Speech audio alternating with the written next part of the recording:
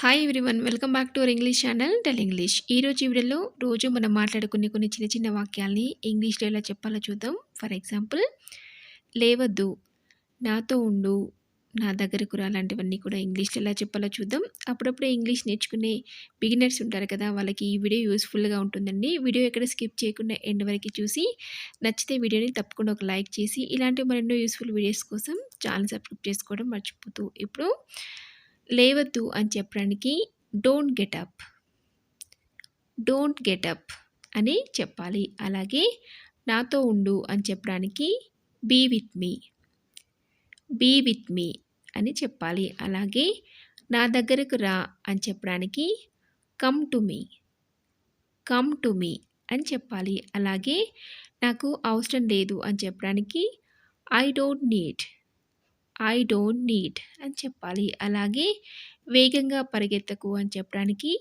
Don't run fast, don't run fast అని చెప్పాలి. అలాగే ఏంటో చూపించు అని అడుగుతుంటాం కదా, అలాంటప్పుడు show me what, show me what అని చెప్పాలి.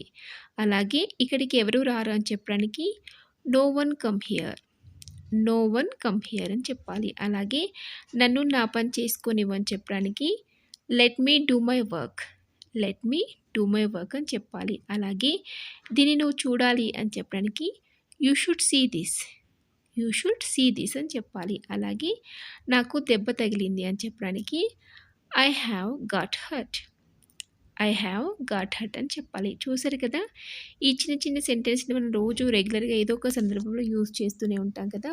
మరి మీరు కూడా ఇవన్నీ కూడా నోట్ చేసుకొని అవసరాన్ని బట్టి యూజ్ చేస్తున్నట్లయితే మనం ఇంగ్లీష్ అనేది ఈజీగా నేర్చేసుకోవచ్చు. మరి ఈ వీడియో మీకు నచ్చింది అనుకుంటున్నాను.